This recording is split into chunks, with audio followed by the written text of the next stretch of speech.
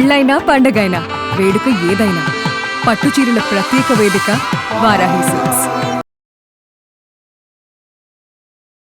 Suman TV ప్రేక్షకులకు శ్రీరామనవమి శుభాకాంక్షలు. నవమి అనగానే మన గ్రామాల్లో రామాలయాల్ని సర్వాంగ సుందరంగా అలంకరించి రాములవారి కళ్యాణం చేయటం ఆనవాయితీగా వస్తోంది. ఈ కళ్యాణం చేయటంలో భద్రాచలానికి ప్రత్యేకమైన స్థానం ఉంది. భద్రాచలంలో సీతారాముల కళ్యాణాన్ని అంగరంగ వైభవంగా నిర్వహిస్తారు. మన తెలుగు రాష్ట్రాల నుంచే కాకుండా పొరుగున ఉన్న ఇతర రాష్ట్రాల నుంచి కూడా ప్రజలు తండోపతండాలుగా తరలి వస్తుంటారు. చలువ పందిళ్లు వేసి సీతారాముల కళ్యాణాన్ని కన్నుల పండువగా నిర్వహిస్తుంటారు. రాష్ట్ర ప్రభుత్వం ముత్యాల తలంబ్రాల్ని, పట్టు వస్త్రాల్ని స్వామివారికి సమర్పించడం సంప్రదాయంగా వస్తోంది. అయితే ఈ కళ్యాణం అనంతరం పానకం, వడపప్పు ప్రసాదంగా సమర్పిస్తారు. ప్రజలకి ఎటువంటి ఇబ్బందులు లేకుండా ప్రత్యేకమైన ఏర్పాట్లను కూడా ప్రభుత్వాలు తీసుకుంటున్నాయి. అసలు శ్రీరామనవమి అంటే ఏంటి? ఈ పండుగ విశిష్టత ఏంటి? ఈ పండుగ సందర్భంగా రామ జనన కథ, అలానే పానకం, వడపప్పు తయారు చేసుకోవటం రమగారిని అడిగి తెలుసుకుందాం. నమస్తే రమగారు. నమస్తే జయ. రమగారు, ముందుగా మీకు శ్రీరామనవమి శుభాకాంక్షలు అండి. మీకు కూడా జయ. సుమన్ టీవీ ప్రేక్షకులందరికీ కూడా శ్రీరామనవమి శుభాకాంక్షలు. రమగారు, ఇంతకుముందు నేను చెప్పినట్లుగా నవమి అనగానే మన ప్రతి గ్రామంలో కూడా రామాలయానికి సర్వాంగ సుందరంగా అలంకరించి రాముల వారి కళ్యాణం చేయటం, అనంతరం తరువాత పానకం, వడపప్పు ప్రసాదంగా ఇవ్వటం ఆనవాయితీగా వస్తుంది. సో అసలు నవమి యొక్క ప్రాముఖ్యత ఒకసారి మాట్లాడుకుందామండి మనం. నవమి యొక్క ప్రాముఖ్యత అంటే, నవమి అంటే శ్రీ రాముల వారి పుట్టినరోజు. మనం ఆ రోజు కళ్యాణం కూడా చేసుకుంటాం, కానీ నిజానికి రాముల వారి ఆయన పుట్టిందే చైత్రశుద్ధ నవమి నాడు పునర్వసు నక్షత్రంలో జన్మించారట. అయితే భద్రాచలంలో కావచ్చు, అంతకు ముందు కూడా ఈ సాంప్రదాయం భద్రాచలం ఆలయం నుంచే మొదలైందని అనిపిస్తుంది. నీకు తెలుసో లేదో జయ, మా చిన్నప్పుడు రేడియోలో ప్రోగ్రామ్ వస్తుండేది. శ్రీరామనవమి అనగానే ఇక రేడియో ఆన్ చేసి పెట్టుకుని కూర్చునేవాళ్ళం. పెద్దవాళ్ళు, చిన్నవాళ్ళు అందరూ. ఈ కళ్యాణానికి వెనకాల కామెంటరీ వచ్చేది. మంచి మంచి శ్లోకాలు, రామాయణ శ్లోకాలని వాటిని ఉదహరిస్తూ కళ్యాణం ఎలా జరుగుతోంది, రాముల వారిని, సీతాదేవిని చూడమని చెప్పడం, అట్లా చక్కగా ఉండేది కామెంటరీ. ఇప్పుడు కూడా ఉన్నట్టుంది. ఇప్పుడు తిరుమల తిరుపతి దేవస్థానం వారు ఇప్పుడు శాటిలైట్స్ వచ్చేసినాయి కదా రమ్మగారు, అంటే రేడియోలో వస్తుందేమో బహుశా, టీవీల్లో కూడా ఎక్కువగా అంటే ఇప్పుడు చూసేసే అవకాశం వచ్చింది కదా. ఇది వరకు వినేవాళ్ళని చిన్నప్పుడు, ఇప్పుడు చూసే అవకాశం వచ్చింది కదా. అయితే రాముల వారి జనన వృత్తాంతమే నిజానికి ఇప్పుడు చెప్పుకోవాలి. అక్కడ కళ్యాణం జరుగుతోంది కాబట్టి కళ్యాణ ఘట్టాన్ని వివరిస్తారు, కానీ కళ్యాణ ఘట్టానికంటే ముందు రాముల వారు పుట్టింది, ఆయన ఎలా పుట్టారు, ఎక్కడ ఎలా ఏ రకంగా జరిగింది అనే కథని ప్రధానంగా వారు కూడా చెప్తారు. ఈ కామెంటరీస్ కూడా మొట్టమొదట రామ జననం, ఆ తర్వాత కళ్యాణం. ఎందుకంటే రామ జననము, కళ్యాణము రెండు కూడా శ్రీమద్ రామాయణంలో, వాల్మీకి రచించిన శ్రీమద్ రామాయణంలో బాలకాండలోనే ఉన్నాయి. బాలకాండ మొదలు రాముల వారి జననం, బాలకాండ చివరి భాగంలో సీతారామ కళ్యాణం. కళ్యాణం తర్వాత పరశురామ గర్భభంగం కూడా మనకి కథ కనపడుతుంది. ఓకే. అయితే మనం పానకం, వడపప్పు ప్రయత్నం చేసి చూద్దాం. దానికోసం అది చేస్తూ నీకు రామాయణం సంగతి అంటే తేలిగ్గా రాముల వారి కథ చెప్పుకుందాం. మీరు చెయ్యి తిప్పటంలో సిద్ధహస్తులు ప్రయత్నం అనుకోదు రామగారు, అది చేసి ప్రసాదం మా అందరికి ఇచ్చేసేయాలి. పోనీ పనండి. మామూలుగా పానకం అంటే అందరికీ తెలిసిందే. బెల్లము, తర్వాత మిరియాలు, ఏలక్కాయలు. బెల్లాన్ని సన్నగా తరిగి నీళ్ళల్లో కలిపి పెట్టుకోవటం. ఈ పానకం అనగానే మనం గరిటెతో కదపటము, స్పూన్లతోటి చేయటము అట్లా కనపడదు. దేవాలయాల్లో చేయి పెట్టి బెల్లాన్ని నీళ్ళల్లో బాగా కలిసేలాగా ఎక్కువ మొత్తంలో చేస్తారు కదా. అవును, డ్రమ్ముల్లో చేస్తారు. నాకు బాగా గుర్తు, చిన్నప్పుడు కథ అంతా అయిపోయిన తర్వాత పానకం కోసం పరుగులు పెట్టేవాళ్ళం. చిన్న చిన్న గ్లాసులు తీసుకుని రామాలయం దగ్గర. మనం రోజు చేసుకునే పానకం కంటే దేవాలయంలో పానకం అనగానే ఒక ఉత్సాహం వస్తుంది. అసలు ఆ రుచి, అసలు ఇది చెప్పాల్సిన పని లేదనమాట. అయితే బెల్లం మొదటిది, తర్వాతది ఏలకులు, మిరియాలు. ఏలకాయలు, మిరియాలు తీసుకోవటం, ఏలకుల్ని ఒలిచేసుకుని తర్వాత మిరియాలు, ఏలకులు కలిపి పొడి నున్నగా పొడి చేసుకోవటం. కొంతమంది ఏలకులు కొట్టి వేసేస్తారు,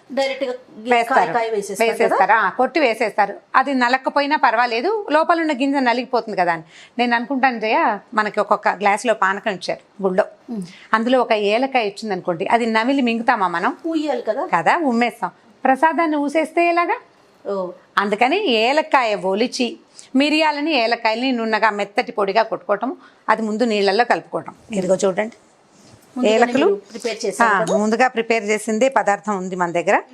ఏలక పొడి, మిరియాల పొడి, ఇవి ఎంత ధారాళంగా వేస్తే అంత మంచిది. ఇది ఎండాకాలం కదా, అవునవును. అసలు ఈ చైత్ర మాసంలోనే మనకి ఎండలు మొదలైపోతాయి.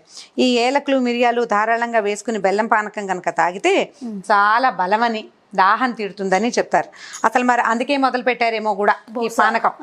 అయితే ఇప్పుడు ఏలకాయలు మిరియాల పొడి వేసామో కొంచెం బెల్లం వేసుకోవాలి. కొంచెమేమి ఇప్పుడు ఇంత సైజు గిన్నెకి మరి కాస్త ధారాళంగానే పడుతుంది. ఇది వేయటం వేసిన తర్వాత అలాగా ఇందులోకి చేయి పెట్టి, ఏమీ అనుమానం పడక్కర్లేదు చేయి పెడితే పాడైపోతుందని అలా అనుకోక్కర్లేదు. ఎవరు పానకం చేస్తున్నారో వాళ్ళు చేతులకి క్రీములు అవి రాసుకోకుండా కొంచెం శుభ్రమైన చేతితోటి కనుక చేస్తే పానకానికి ఒక ముదురు రంగు వస్తుంది. లేకపోతే బెల్లం మనం ఇప్పుడు మిరియాలు ఏలకాయలు పొడి చేసినట్టుగా మెత్తటి పొడి చేయలేకపోతాం, కొంత బరకు ఉండిపోతుంది కదా. ఆ రద్దుండి పై పానకం చప్పగాను అడుగు పానకం తీయగాను ఉంటుంది. అలా కాకుండా ఈవెన్గా ఉండాలంటే మనం కలుపుకోవటమే మంచి పద్ధతి. అయితే నిజంగా అంటే రమ్మగారు, రాముల వారి కళ్యాణం అప్పుడు అసలు నిజంగా జరిగినప్పుడు ఇలా చేశారు అనే ఏమైనా ఇతివృత్తం ఉందండి? అలా లేదు. నిజానికి నవమి నాడు రాముల వారి కళ్యాణం జరగలేదు చేయాలి. రామాయణం ప్రకారం ఒక కథకి ప్రూఫ్ ఎక్కడి నుంచి తీస్తాం? మూల కథ నుంచి కదా మనకి ప్రూఫ్ ఉండేది. మధ్యలో కథలు రకరకాల ప్రక్షిప్తాలంటే రకరకాల కథలు, మనం పిట్ట కథలు అంటే మధ్యలో వచ్చిన కథల్ని పెట్టుకుంటూ ఉంటాం. కానీ మూల కథలో రాముల వారి కళ్యాణం పునర్వసు నక్షత్రం నాడు అంటే నవమి నాడు జరగల. చైత్రశుద్ధ నవమి నాడు రాముల వారు జననం జరిగింది. అయితే ఇప్పుడు మనం దశరథుల వారి దగ్గర నుంచి చెప్దాం చూడండి కథ. దీనికి ముందు జయ విజయులు, విష్ణుమూర్తి తాలూకు ద్వారపాలకులైన జయ విజయులు ఒక శాపాన్ని పొంది 3 జన్మలు రాక్షస జన్మలు ఎత్తారని. మొదటిది, ఈ రాక్షస జన్మలు ఎత్తిన వాళ్ళని మళ్ళీ తన దరి చేర్చుకోవటం కోసమే విష్ణువు భూలోకంలో జన్మించాడని మనకి పురాణ కథ. అలాగే జరిగింది. అయితే ఇట్లా మొదట దీనికి ముందు ఏం చేశారు? నృసింహావతారం ఎత్తి హిరణ్యకశిపుల్ని తనలో కలిపేసుకున్నారు స్వామి. తర్వాత జననం శ్రీరాముల వారిగా పుట్టి రావణ కుంభకర్ణులిద్దరిని తనలో కలుపుకున్నారు. అంటే తనకు కావాల్సిన చోటికి తీసుకెళ్ళిపోయారు. తర్వాత కృష్ణ అవతారం ఎత్తి కృష్ణావతారంలో శిశుపాల దంతభక్తులు ఇద్దరిని కూడా తన దగ్గరికి తీసుకెళ్ళిపోయారు. ఈ 3 ఐక్యం చేసుకున్నారు. ఈ 3 సార్లు జయ విజయుల్ని భూమి నుంచి వెనక్కి తీసుకురావడం కోసం చేసిన ప్రయత్నంగానే రామాయణ కథ మనకి కనపడుతుంది. అయితే దశరథ మహారాజుకి చాలా మంది భార్యలు ఉన్నారు. ప్రధాన భార్యలు 3: కౌసల్య, సుమిత్ర, కైకేయి. అయితే వీళ్ళ 3కి కూడా సంతానం కలగలేదట. అయితే ఆయన ఏం చేశారు? తన గురువైన వశిష్ఠుడి సలహాతోటి అశ్వమేధ యాగము, ఆ తర్వాత పుత్రకామేష్టి యాగము చేశారు. ఈ పుత్రకామేష్టి యాగానికి ప్రత్యేకంగా ఋష్యశృంగుడు అనే ఒక మహర్షిని తెచ్చారు. మీరు ఇంకోసారి గుర్తు చేస్తే ఈ ఋష్యశృంగ మహర్షి కథ చాలా విచిత్రంగా ఉంటుంది, మన పురాణ కథల్లో చెప్పుకుందాం. అయితే ఈ పుత్రకామేష్టి యాగం చేసినప్పుడు యజ్ఞకుండంలోంచి ఒక దేవత వచ్చి బయటికి, యజ్ఞపురుషుడు, వీరికి ఒక పాయసం ఇచ్చాడట. ఈ పాయసం ఇస్తే ఈ ఇచ్చిన పాయసాన్ని దశరథుల వారు ఏం చేశారంటే ముందు సగం భాగం చేసి ఒక సగాన్ని కౌసల్యాదేవికి ఇచ్చారు, పెద్ద భార్యకి.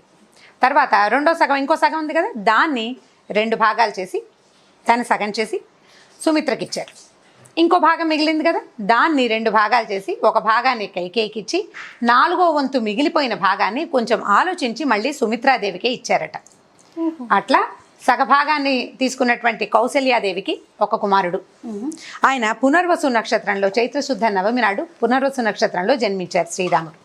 తర్వాత రెండో సగభాగంలోంచి సగభాగాన్ని తీసుకున్నటువంటి కైకేయికి, అంటే మిగిలిన చిన్న భాగాన్ని తీసుకున్నటువంటి కైకేయికి పుష్యమి నక్షత్రంలో భరతుల వారు.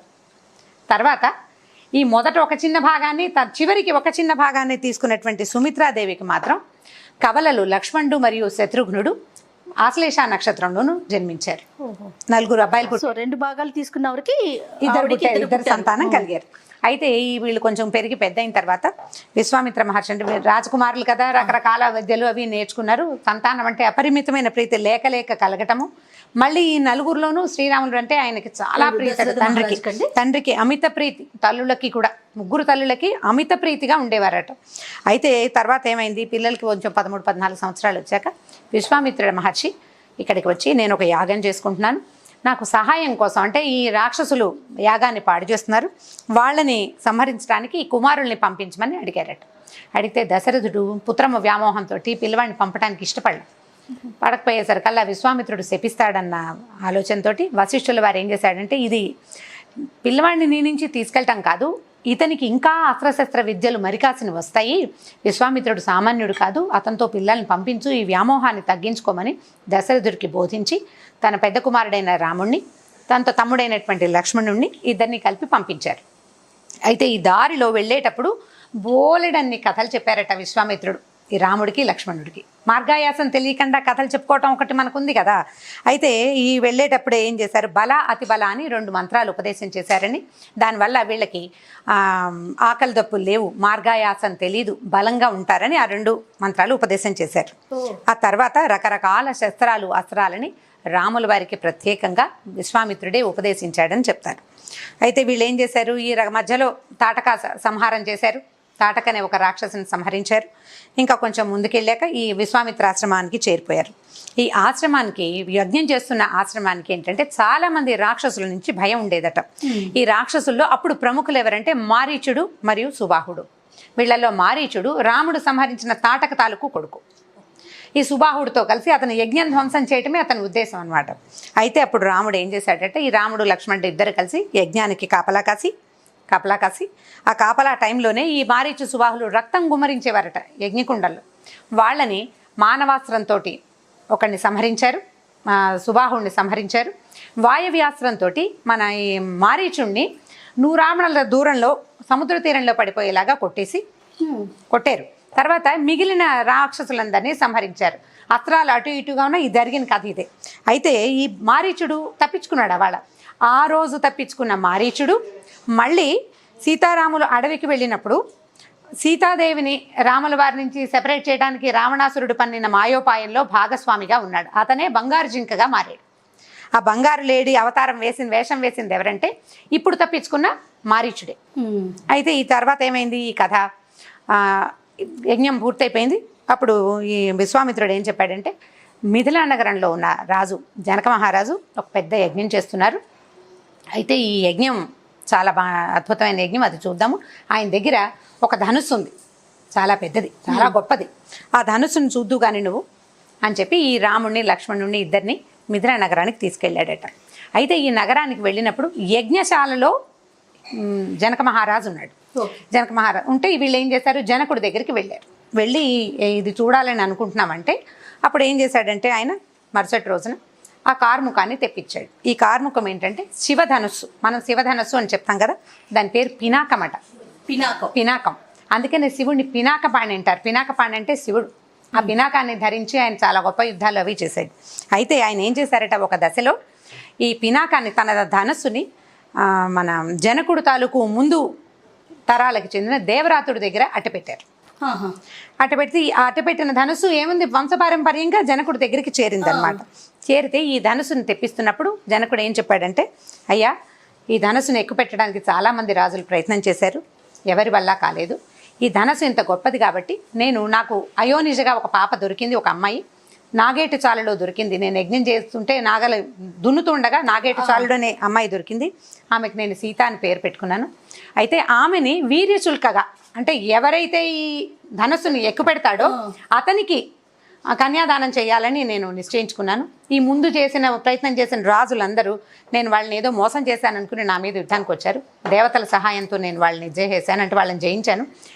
అయితే ఈ ధనస్సుని కనుక ఈ దాశరథి ఎత్తగలిగితే మా అమ్మాయిని ఇతనికి ఇచ్చి వివాహం చేస్తానని చెప్పాడు. సరే ధనస్సును తెప్పిస్తే ఈయన ఆ ధనస్సును చూసి పెద్ద ఇనప పెట్టెలో ఉన్న ధనస్సును ఎక్కుపెట్టడానికి ప్రయత్నం చేశాడు. ఎక్కువ పెడుతున్నారు. ఇంకా ధనస్సుని సంధించి బాణం వేయలా. ఎక్కుపెట్టడానికి ఇది కార్ముకం, అంటే ఇది ఎలా అంటే కోదండం, మామూలు చిన్న విల్లు కాదు. తాడు కట్టి ఉండదు, సిద్ధంగా పట్టుకోవడానికి వీలుగా ఉండే భాగమే ఉంటుంది. తాడు ఒక పక్కన ఉంటుందన్నమాట. ఈ కింద ఉన్న తాటిని పైకి ముడేయాలి. ముడేస్తేనే అది ధనస్సుగా లాగి ముడేయాలి. ఈయన ఏం చేశాడు, దాన్ని పట్టుకొని ఈ కింద ఉన్న తాడుని పైకి హుక్ చేయడానికి, లేదా పైన ఉన్న తాడికి వంచాలి కదా, దాన్ని వంచి బిగించాలన్నమాట. ఆ బిగిస్తున్న సమయంలోనే క్రమంలోనే ఈ ధనస్సు కాస్త విరిగేసరికల్లా ఇంత వీర్యం ఉన్నవాడు చాలా గొప్ప శక్తివంతుడు, నేను ఇంత పరాక్రమవంతుడికే పిల్లనివ్వాలనుకున్నానని చెప్పి మా అమ్మాయిని ఇతనికి ఇచ్చి పెళ్లి చేస్తానన్నాడు. ఇప్పుడు ఇక్కడికి ఎవరు వచ్చారు, గురువు గారు, 2 అబ్బాయిలు, తండ్రి తల్లి ఎవరు లేరు. మరి ఇప్పుడు వివాహం చేయాలంటే అమ్మా నాన్నకు చెప్పాలి కదా. వీళ్ళు ఏం చేశారంటే దశరథుడికి కబుర్ చేసి ఈ అమ్మాయిని మా అమ్మాయి ఈ పిల్లని ఇలా ఇవ్వదలుచుకున్నారు, ఇట్లా ఇట్లా జరిగిందని వర్తమానం పంపితే దశరథుడు సంతోషించి ఇక్కడికి వచ్చాడు. వచ్చిన తర్వాత ఆయన కుటుంబంతో మొత్తం అంత మంత్రులు, తర్వాత ఆయన తాలూకు గురువులు వాళ్ళందరినీ తీసుకుని ఇక్కడికి వచ్చారు. ఈ వచ్చే దారిలోనే అంటే ఇప్పుడు సీతా కళ్యాణం ఘట్టం చెప్పేశాను నేను. ఈ ఘట్టానికి ముందే అహల్య శాప విమోచనం కూడా చేశారు రాముల వారు. ఆయన కాలు తగిలింది, ఆవిడ రాయి అయిపోయిందని అది మనం చెప్పుకుంటాం. అలా జరగలేదు, అట్లా కాల. ఆవిడ ఒక చిన్న పొరపాటు చేశారు. ఈ చేసిన పొరపాటు తోటి భర్త ఏం చెప్పించాడంటే, నువ్వు వాయుభక్షణ చేస్తూ ఎవరికీ కనపడకుండా ఉండిపోమని. ఈ ఆవిడ ఎలా ఉందంటే అదృశ్య రూపంలో వాయుభక్షణ కేవలం గాలి మాత్రమే తింటూ తపశ్చర్య చేసుకుంటూ ఉన్నారు. ఈయన ఆశ్రమ వాటికలోకి ప్రవేశించేసరికి ఈయన రాగానే ఆవిడ దృశ్యమైందనమాట, అందరికీ కనపడింది. అప్పటిదాకా అదృశ్య రూపంలో అక్కడే ఉంటూ నిరాహారగా ఉందన్నమాట. ఈయనకు వెళ్ళాకిన తర్వాత ఆవిడ దృశ్యమానం అయ్యాక అందరికీ కనపడ్డాక మన గౌతమ మహర్షి కూడా ఇది శాప విమోచనం జరగబోతోంది తన భార్యకని ఆయనకు తెలుసు. ఆ టైంకి ఆయన కూడా వచ్చేసారు. సరే వీళ్ళిద్దరూ కలిసి రాముడిని ఆశీర్వదించారు. రాముడి దగ్గర ఆశీస్సులు ఆవిడ తీసుకుంది, మళ్ళీ రాముడిని ఆశీర్వదించారు. అహల్య గౌతముల పెద్ద కుమారుడైన శతానందుడు జనకుడి ఆస్థానంలో పురోహితుడిగా ఉన్నారు. ఆయన ఈ సమయంలోనే విశ్వామిత్రుడి తాలూకు మొత్తం గాథని రాముల వారికి తెలియజేశారు. ఈ రకంగా బాలకాండలో బోలెడన్ని కథలు ఉంటాయి. మనం వీలు వెంబడి ఒక్కొక్క కథ చెప్పుకుందాం. తప్పకుండా. అయితే ఇప్పుడు ఏం జరిగింది, దశరథుడు వచ్చాడు. తర్వాత కుటుంబం అంతా వాళ్ళు మాట్లాడుకుని ఎవరి వంశం గురించి వాళ్ళు తెలుసుకుని ఈ పిల్లలకి వివాహం జరిపించి నిశ్చయించారు. జనక రాజర్షి తాలూకు తమ్ముడు కూడా ఈ వివాహం జరగబోతోంది కదా, ఆయన కూడా ఈ ఆస్థానానికి విచ్చేశాడు. అయితే జనకుని తాలూకు కుమార్తెలైనటువంటి సీత, ఊర్మిళ వాళ్ళిద్దరిని రామలక్ష్మణులకి, తర్వాత ఆయన తమ్ముని కుమార్తెలైనటువంటి మాండవి శృతకీర్తులు ఇద్దరిని భరత శత్రుఘ్నులకి వివాహం చేయటానికి నిశ్చయించుకున్నారు. నలుగురికి వివాహాలు జరిపించుకున్నారు. వివాహాలైన తర్వాత వీళ్ళు తమ రాజ్యానికి బయలుదేరితే దారిలో పరశురాముడు వచ్చారట. ఈ పరశురాముడు ఏమన్నాడంటే, ఆయన చాలా జంఝామారతమైన గాలితోటి దాంతోటి వచ్చి చాలా గట్టిగా అంటే యుద్ధం చేసే ఉద్దేశంతో వచ్చారు. నువ్వు శివధనుసును విరిచావని విన్నాను. శివధనుసు నా ఆరాధ్య దైవం శివుడు, ఆయన ధనుసును విరిచేంత ఉందా నీకు? అంత చేయటానికి వీల్లేదు. నా దగ్గర ఇంకొక ధనుస్సు ఉంది, ఇది వైష్ణవ ధనస్సు, శార్ంగం అంటారు, విష్ణు ధనుస్సు, దీన్ని ఎక్కుపెట్టి చూపించు నాకు అని చెప్పేసరికల్లా ఏం చేశాడట, రాముడు ఆయన చేతిలోంచి ఆయుధాన్ని తీసుకుని శార్ంగాయుధమే, ఎందుకంటే ఈ విష్ణుమూర్తి తాలూకు ఆయన పేర్లలో శార్ంగాయుధపాణి అని ఉందన్నమాట. సారంగపాణి కాదు, శార్ంగాయుధపాణి విష్ణువే. ఆ శార్ంగమే ఆయన ధనస్సు పేరు. ఆయనకున్న 5 ఆయుధాల్లో ఈ ధనస్సు కూడా ఉందన్నమాట. అయితే ఈ ధనస్సును ఏం చేశాడు, రాముడు అవలీలగా దాన్ని ఎక్కుపెట్టారట. ఎక్కుపెట్టి బాణం కూడా ఎక్కించి, ఇప్పుడు బాణం ఎక్కుపెట్టాను, దేని మీద వేయమంటావో చెప్పు, నీ పాదగతి మీద వేయినా, నువ్వు ఆర్జించుకున్న పుణ్యలోకాల మీద వేయినా, దేని మీద వేయమంటావు బాణం అని అడిగేసరికల్లా ఎప్పుడైతే కార్ముకం ఈయన చేతిలోంచి ఆయన చేతిలోకి వెళ్ళిందో అప్పుడే పరశురాముడికి తెలిసింది ఇతను కనపడుతున్నవాడు సాక్షాత్ విష్ణువే కానీ మరొకటి కాదని, తను అంశావతారమే కానీ ఈయన పూర్ణావతారుడని తెలుసుకున్నాడు ఆయన. అప్పుడు ఏమన్నాడంటే, అయ్యా పాదగతి మీద వేస్తే కుదరదు, ఎందుకంటే నేను భూమి మొత్తాన్ని కాశ్యపుడికి దానం చేశాను, కశ్యపుడికి ఇచ్చేశాను, అందుకే భూమిని కాశ్యపి అంటారు. ఇప్పుడు నేను దానం చేసేసాను, ఇక్కడ భూమి మీద నేను నిలవకూడదు, నేను తిరుగుతూనే ఉండాలి, కాబట్టి నేను ఆర్జించుకున్న పుణ్యలోకాల మీద నువ్వు బాణం వేసేయమని తన పుణ్యాన్ని తనే హరింపచేసుకుని స్వయంగా ఈయనతోటి రాముల వారితోటి అప్పుడు మళ్ళీ తపస్సు చేసుకోవడానికి మహేంద్ర పర్వతానికి వెళ్ళిపోయారట. ఈ రకంగా పరశురామ గర్వభంగం కూడా చేసిన శ్రీరాముడు తన భార్య, తమ్ములు, వారి భార్యలు, తండ్రి మొత్తం పరివారంతో అయోధ్య నగరానికి చేరారు. ఈ చేరిన తర్వాత తమ్ముళ్ళు ఏమో వాళ్ళ మేనమామ ఇంటికి వెళ్ళిపోయారు. రాముడు, సీత సంతోషంగా ఈ అయోధ్య నగరంలో ఉన్నారని బాలకాండ కథని ఇక్కడ దాకా చెప్తాం. అయితే ఇప్పుడు ఈ మొత్తం బాలకాండలో రాముల వారి జననము మరియు వివాహం కదా. జననమేమో పునర్వసు నక్షత్రంలో జరిగితే ఉత్తర ఫల్గుణి నక్షత్రంలో వివాహం జరిగిందని వాల్మీకి రామాయణంలో ఉంది. కానీ మనం ఉత్తర ఫల్గుణి నక్షత్రంలో జరిగిన వివాహాన్ని ఈ పునర్వసు నక్షత్రం యుక్తమైనటువంటి ఇప్పుడే నవమి నాడే చేసుకుంటాం. ఇది భద్రాచలంలోనే మొదలైన సంప్రదాయంగా మనకి కనపడుతుంది. చాలా సార్లు దీని మీద మాట్లాడుతూ ఉంటారు పెద్దవాళ్ళంతా. ప్రతిసారి నాకు ఎప్పుడు ప్రశ్న ఉంటుందన్నమాట, ఎవరైనా చాలా పెద్దవాళ్ళని ఎవరైనా ఈ ప్రశ్న అడగాలి, ఎందుకు వివాహాన్ని ఇప్పుడు చేయదలుచుకున్నారు, ఇప్పుడు ఎందుకు చేయదలుచుకున్నారు, కన్నుల పండుగ ప్రభు వివాహం జరుగుతుంటే ఉసంకలు ప్రశ్నలు ఎందుకులే అని అనిపించి మళ్ళీ నేను వెనక్కి తీసుకుంటూ ఉంటాను అనమాట. మనం ఇంకోసారి కళ్యాణం జరిపించుకునే అవకాశాలు మనకు రాకపోవచ్చు. అక్కడ ఏం చేస్తారంటే ఇవాళ కళ్యాణం చేసి బహుశా రేపు పట్టాభిషేకం చేస్తారు. ఈ పట్టాభిషేకం ఎప్పుడు జరిగింది? ఈ మొత్తం కథ అంతా ముగిసిన తర్వాత యుద్ధకాండ అనంతరము పట్టాభిషేకం జరిగింది. ఆ పట్టాభిషేకాన్ని ఇవాళ కళ్యాణం చేయటం, రేపు పట్టాభిషేకం చేయటమే ఇక్కడ ఆచారంగా ఉంది. అయితే మనం మాట్లాడుతూనే ఉన్నాం జయ, మన పానకం తయారైపోయింది చూడండి. ఈ పానకంతో పాటు మనం వడపప్పు చేస్తాం. ముందే 1 గంట 2 గంటల ముందే వడపప్పు నానబెట్టుకుంటాం. ఈ వడపప్పు అంటే ఏముంది, పెసరపప్పుని వడేసిన పప్పు అంటే బుట్టలో వేస్తాం, నీళ్లు పోగొట్టేస్తాం కదా, నీళ్ళు తీసేసి దీంట్లో కూడా కొంచెం బెల్లం, పల్లెటూళ్ళల్లో అయితే చక్కగా చిన్న చిన్న కొబ్బరి ముక్కలు, తర్వాత ఏమో అరటిపండు ముక్కలు, కొద్దిగా బెల్లము వేసి దీన్ని స్వామికి నివేదన చేసి అందరికీ ప్రసాదంగా పంచుతారు. ఇంకా రకరకాల ప్రసాదాలు చేస్తారు, కానీ మనకి పానకం వడపప్పు అనగానే శ్రీరామనవమి గుర్తొస్తుంది. నవమి నాడు ఇంక ఏమీ చేయలేకపోయినా ఈ 2 చేసుకున్నా చాలు. అయితే నైవేద్యం కూడా పెట్టేద్దామా? ఒక చిన్న బెల్లం ముక్క దీని మీద పెట్టండి. అంటే ఒట్టి పెసరపప్పు ఏ రుచి లేని పప్పు పెట్టకుండా ఒక చిన్న బెల్లం ముక్క పెట్టుకుని నైవేద్యం పెడితే బాగుంటుంది. స్వామి వారికి సమర్పిద్దామా?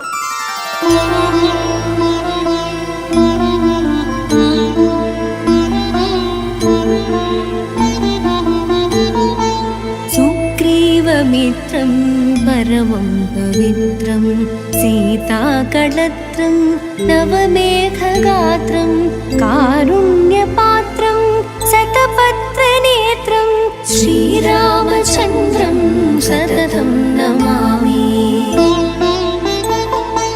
సంసారతారం నిగమప్రచారం ధరావతారం ऋतभूमिभारं सनिर्विकारं सुखसिन्धुसारं श्रीरामचन्द्रं सततं नमामि. लक्ष्मीनिवासं जगतां निवासं देवीवासं शरदिन्दुहासं लङ्कानिवासं भुवने प्रचारं श्रीरामचन्द्रं सततं नमामि. मन्दारमालं वसनेरसालं पूर्णैर्विशालं ऋतसप्ततालं कार्यादिकालं सुरलोकपालं. అంటే శ్రీరామనవమికి రాముల వారి కళ్యాణం ఎంత అద్భుతంగా ఉంటుందో తర్వాత పుచ్చుకునే పానకం మరింత అత్యద్భుతంగా ఉంటుంది. మళ్ళీ మనం వీలు వెంబడి రామాయణ గాథల్ని మన సుమన్ టీవీ మామ్ ప్రేక్షకులకి మరిన్ని కథల రూపంలో అందిద్దాం. మరోసారి సుమన్ టీవీ ప్రేక్షకులందరికీ శ్రీరామనవమి శుభాకాంక్షలు. శ్రీరామచంద్ర ప్రభు యొక్క ఆశీస్సులు ప్రపంచం అందరికీ పొందాలని, అందరికీ దొరకాలని, అందరూ హాయిగా ఆరోగ్య ఐశ్వర్యాలతో ఉండాలని మనస్ఫూర్తిగా కోరుకుంటున్నాను. సో రామ కథని పూర్తిగా మనమందరం తెలుసుకున్నాం కదా. ప్రేక్షకులందరికీ కూడా మరోసారి శ్రీరామనవమి శుభాకాంక్షలు. ఈ వీడియో కనుక మీకు నచ్చినట్లయితే లైక్ చేయండి, షేర్ చేయండి. మరిన్ని వీడియోస్ కోసం మా ఛానల్ని సబ్స్క్రైబ్ చేసుకోండి.